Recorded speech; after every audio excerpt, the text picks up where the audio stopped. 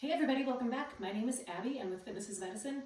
Today we're going to do another great workout you can do in your home. Minimal equipment, minimal space, and easy to follow directions. So come into these workouts warmed up and ready to move. 5 to 10 minutes of a cardio workout just to get your heart rate up a little bit. Importantly, to get your muscles and joints warmed up and ready for movement and your mindset ready for movement. Okay, today we're going to need a band or a tube set up about chest height or hip height, a ball if you have one, a loop band, and then balance discs or something squishy to stand on, or you can always stand on one foot or do a tandem stance or something like that, and some medium weight dumbbells. And I think that's it. So let's get started. We're gonna do a row seated on a ball today. So I'm gonna have you sit on the ball and really work on good posture. So I've got my shoulders down and pull back. My tummy is nice and tight, and I'm gonna squeeze back and control it both ways. So think about squeezing a pencil between your shoulder blades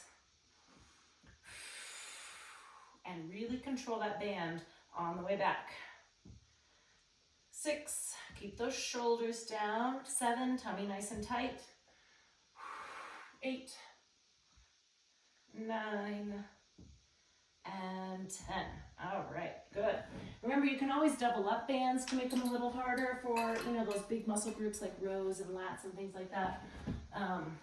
Or you can step a little further back, things like that.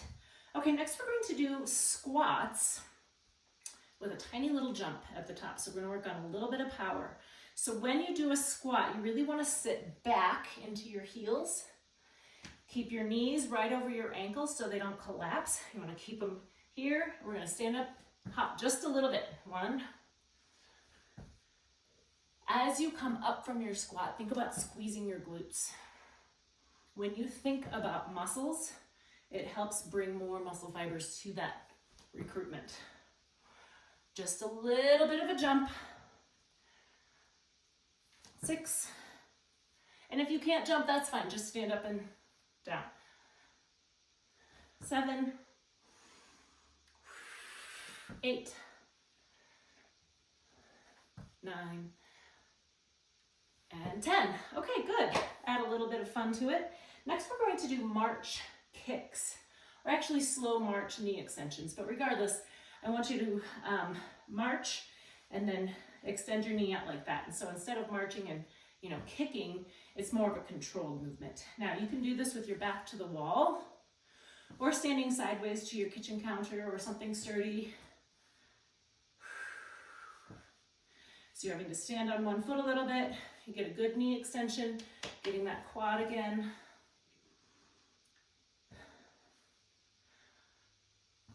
Little coordination.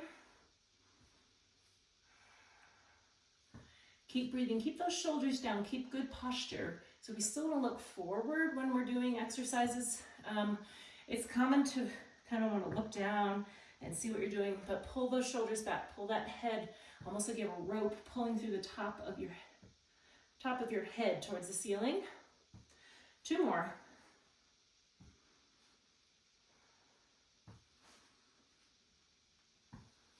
And rest. Okay, good. Now we're going to do biceps curls standing on balance discs. If you have balance discs, there's other ways to do this. You could do a tandem stance, a staggered stance. If you have a balance pad, you could stand on that. You could always stand on one foot. There's a lot of different ways to challenge your balance. I'm gonna stand on these. These are super wobbly ones. They have a lot of air in them. Shoulders down and back. Now, as you lift and lower that weight, it changes how you're balanced, and you'll notice that. Now, you wanna curl all the way up and then let your arms go all the way back down straight. It's common to kind of stop here, but you wanna get that full range of motion of that muscle. Get all those muscle fibers throughout the entire range of motion. Also, you can hold the dumbbells like this with your palms facing forward, or you can hold them like this.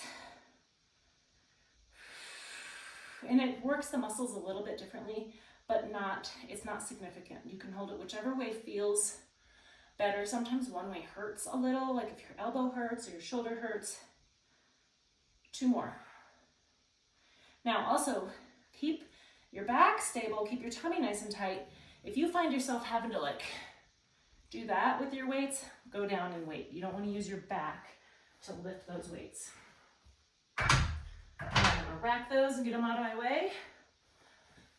Move my discs out of the way.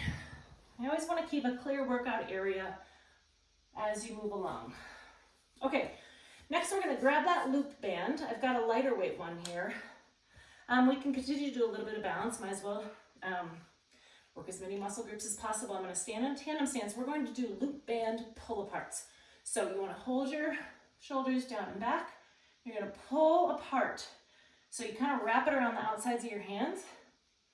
Pull it apart, and as you pull that apart, think about your shoulder blades working as well. So that's working that rotator cuff a little bit, shoulders down. If you want to add more resistance to your loop band, you can twist it. And that adds a little more. You can even twist it again if you've got a really light one and you want to make it harder. And you can also double it up too. This one's a little bit longer. There's shorter ones and longer ones. Just find one that works for you. This is a really good one to do if you're having any hand pain or if you're not able to use your hands for some reason. There's always exercises you can do. And rest. Okay, last we're going to do a little bit of balance and agility. I want you to pull up your toes towards your nose, stand tall, and we're going to walk across the room on your heels. So this works on your shin muscles, the anterior tibialis. So you can walk back and forth across your room a couple times, pulling up on those heels. This works on balance and agility and really just working on all those muscles. So when you're pulling up your toes, you're working on lifting all those muscles on the top of your foot, which is important because some people have a hard time lifting that because of various nerve damage and things like this. Now, up on your tiptoes, similarly, working those feet muscles a little bit differently, and then working on these calf muscles. All very important for balance and fall prevention. You can do this when you're out for a walk. You can kind of add it in just, every now and then. Just really work it. It works on good ankle mobility, dorsiflexion, plantar flexion, and all of those fine motor skills and muscles in your feet and ankles and calves. Okay. Go through these one or two more times, add a little cardio in between to bump up your calorie burn and really keep your heart rate up. And then if you have any questions, feel free to reach out or leave a message on my comments. Have a great workout, everybody. We'll see you next time. Thank you.